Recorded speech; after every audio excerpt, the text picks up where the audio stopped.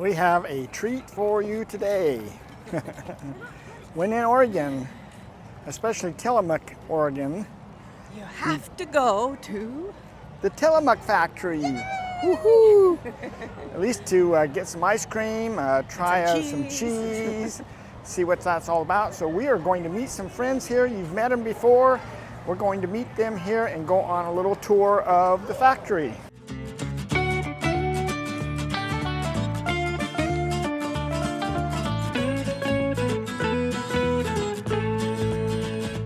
So welcome to Tigner Adventures. We are at the Tillamook Cheese Factory in Tillamook, Oregon. And we have our friends here, Terry and Ray. And we're going to go through here. Jerry. Oh, Jerry. I mean Jerry and Ray. I knew I'd get that wrong. Too many things to think of at once. But anyway, we got a big cow. Ray used to work here. Yep. Yay. So anyway, he's going to give us some insights, right, Ray? Yay. Yep, absolutely. Yep. So we're going to go inside. Won't be so windy in there either. Yeah. So anyway, so let's go inside. You can sign up for tours here, but you can do a self-guided tour by just going up these stairs and take a self-guided tour. So we're going to go up here, and then Ray will go ahead and tell us all the good stuff. Look, as we go up the stairs, there's cow footprints. Huh, pretty neat. So this guy here was the head cheesemaker. He had 45 years in, but Ray right here, you had 42 years in. 42 and a half years, yeah. 42 and a half years, man. That is unbelievable. I worked at my job for 25 years. Well, I was pushing it for 25 years. That's what I retired at, was 25. I can't imagine working somewhere for 42 years. That's a long time. I started here as a painter. I became an engineer, electrical supervisor, electrician, electrical supervisor, and total engineering supervisor, doing all of engineering, the machines, the boilers, refrigeration. When we added another supervisor, I stripped off to the engineering part of the boilers, refrigeration, utilities. So that was my job towards the end. Oh, wow. It's kept you busy anyway, right? Keep me busy. This is where the tour starts. Yeah. The milk arrives. So do they have their own farms? Yeah, this is a locally owned cooperative. So the farmers own the company. Oh, okay. So yeah, I'm not sure how many there are now. They've consolidated a lot of the bigger farms. There used to be like 175 of them back in the day, but there's fewer now. But these vats hold about 53,000 pounds of milk apiece. Oh, geez. That's a little bit of milk. Yeah. Does that include the cream and everything? So it's before that's even separated or anything? In fact, they add cream into it to get the butterfat content up to make cheese. Oh, okay. So we used to buy whole milk on the farm, out by us. Right. And then it would have like this much cream on the top, right? Yeah. So that's kind of what's happening here. They have that much cream, but they're adding that much more cream. Just to get everything that comes in is separated. So they separate through a centrifugal separator, and they take the cream off and the milk, and they add the milk and cream, and they meter it, so they have exactly the same amount every time. Oh, that makes sense. Yeah. This whole room here is the milk. The milk starter and rennet and color, and it becomes like lumpy. It's real curdies, is what they call the cheese curds and milk, and whey. And that's pumped over to that cheddar master over there. That's a three-tiered belt system that separates the whey from the curds. The curd settles in a mat on the belt, and the whey is drained off through holes in the belt. Oh. And they pump the whey up and process it, dry it, and becomes whey powder. Or like bodybuilding whey powder, or it goes into cookies and cake mixes and things like that as a dairy filled. So there is nothing wasted here at all, right? Nothing's wasted, no. It's always amazing how engineers figure all these things out and engineer it all and keep it all working just optimum. Like this guy down here, he's so busy, he's just sitting there watching it because it's just kind of does everything itself, doesn't it? Yeah, it does. Trust me, the guys that did it when I started, they had big open vats, and they had to do all this stuff, a lot of it by hand. Things have changed for sure over the years. Agitators and cutters that went into the vats, but they had to change them out and keep track of them and pump everything out by hand. The curd comes out of that salter into that auger in a hopper, and then those tubes go up to vacuum pumps, in the room up above and fills those towers up with cheese. And the weight of the cheese compresses on itself to form the blocks inside the towers. You see a block there that just came out. Right. So the one's coming out. Oh, she just puts that plastic on the end there. Yeah. Oh. So looks like her job is to go back and forth putting the plastic on them all, Right. huh? And then they come down here and they put the bags through a vacuum process. So that orange thing down there, that's the vacuum. Vacuum sealer. That's Vacuum sealer? It's vacuum sealer. It's the name of the machine. Yeah.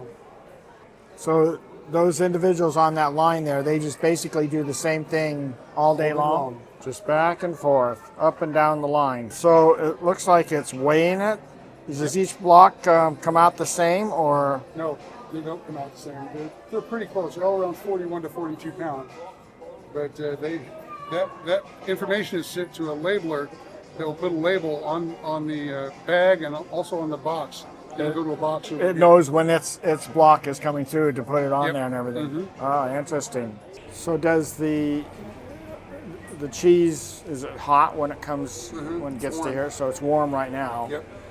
Gets put into the boxes, and then it heads to the cooling cold storage warehouse. Cold storage warehouse. Well, that's the first to the active cooler, and then to there's a huge warehouse, huge storage warehouse. So how long does it stay in that warehouse? At least 60 days. Oh, wow. At least 60 days to be medium Okay. cheese, because it's not a full pasteurized cheese. It's a high temperature short time. So they can't sell it before 60 days. That's part of the secret to the flavor, is the non-pasteurized. So basically it's fermenting or whatever for that time frame and everything. Yep. After Okay. 60 days, it's fermented enough that it will have killed the Nanette's bacteria. really into fermentation, so she Oh, yeah. does her sauerkraut and her kombucha and everything. Right. So these boxes here are coming out of the cold storage. Out of cold storage, right. Wow, so it looks different. How come it's all orange color now? Because it's all aged now. It's aged. So as it ages, it changes colors, huh? So there's the big debagger machine come into here. And then do they use like a hot knife or wire or something that's cutting all that cheese? It's or? just regular wire. It's Just regular wire? Stainless wire, not hot. Oh, okay. They've tried hot wires in the past, and it really didn't work very well. It kind of affected the skin of the cheese, flavor of the cheese. So Oh, okay. they went back to just piano wire, stainless piano wire. So, boy, so it's all been cut just going through that little thing, and she's just sitting there putting them all Yep. out to go through the. It goes through the wire conveyor, which I helped wire that up first time it went in. And it's singulated, it runs across a weigh belt right there, a high-speed check. Wow. So each block is weighed, and if it's approved weight, it goes down the middle. If it's high weight, it'll come off to this side, they'll trim a little bit off for the trim, or if it's low weight, they'll go to the other side and they patch it. Put a little patch on it. Oh, wow. Oh, there went a low weight one. Yep. So, That girl right there's cutting patches. See? She's got a patch slicer. She's putting patches on the low weight. oh, so how does she know how much it's off? They don't, but they make sure it's at least the right way. At least Yeah. more, the same or more? Right. Oh, okay. So, they call that the octopus vacuum sealer? It's Provac 8600. It's interesting how each area is done a little different as Yep. far as the packaging goes. Yeah. So is that just based on, as time goes on, things change and you, Right. so in your, what was it, 42 years? 42 years. You've seen a lot of change here. I have seen a lot of change. So when you first started, what was like production in a day? It was almost nothing. They had like 15 vats, and it was about a fourth the size of these vats. So that was a good day. And those baby loaves that are running through the bag machines now were hand wrapped. They had ladies. They brought stacks of them to the table. They would hand wrap them in wax paper and had a little wax to seal them, and then they ran them through a wax tank and dribbled wax all over to seal the cheese. Okay. So they don't wax them anymore? They don't wax them anymore. Oh, because I remember that when I was a kid, that they always had wax all over them Yep. and everything. That's how they sealed it. That's oh. how they sealed them up. And they went away from that in, I think, 82. About 4 years after I started, they went to a bag machine. Then So- they brought back waxing for specialty black wax cheese for extra sharp For about 10 years we did that, but it was just not cost effective. It was too labor intensive to do it that way. So now they have the black So bags. production back in those days was like 50 blocks of cheese. Now it's 5,000 blocks of cheese? Something like that, yeah. Something like that? Yeah, Just the differences in the way that automation kind of makes it even better. right. I mean, you look at how many blocks are going in here. Yeah. I'm not sure. I mean, 5,000 might have been Might a be small low. estimate, Yeah. so it might be a lot more than that. Because, Yeah, I don't know those exact numbers. I couldn't tell you. So is everything hand inspected or is the machine inspecting it? There's a little bit of both. There's check scale to make sure it's proper weight, and there's also a metal detector there. So if it gets any sort of a metal signal, it'll kick it off as well. But then the wrapping is hand inspected. Okay. So metal because something breaks and goes into the cheese. Right, either get a pin off of a conveyor belt or something that got into cheese or something, it'll kick it off. Okay. Now this machine here actually was one I went back to Wisconsin to learn about before we put the first one in. We put an RT1000 in, and it's a horizontal overwrap machine. Instead of having a bag that the cheese goes into, it's on a flat film, you see? Yep. And when it runs through that section right there, it's folded up and heated, and there's rollers. It makes a fin seal on the top of it. So it's a fin all the way up. Okay. And then there's dies right there that it's nitrogen flushed or CO2 flushed. Nitrogen to test the machine, but CO2 to run the machine, and goes through there, and it's puffy pack full of CO2, which is absorbed into the cheese. It shrinks it down to where it's a tight package. Is Wisconsin, is that basically kind of where cheese kind of came from idea? I mean it kind of came from over in Europe somewhere. England, yeah. England. Yeah. And then they integrated it into, I don't know, we were back in Boston, they did a whole bunch of stuff from the Europe over to here, and then Right. it just keeps all moving more and more west, and now we're about as far west as we can get, right? I mean, it's pretty much, you can't go anywhere without seeing Tillamook something, Right. right? I mean, Exactly. in the stores and everything. They take great pride in doing it right here. They really do.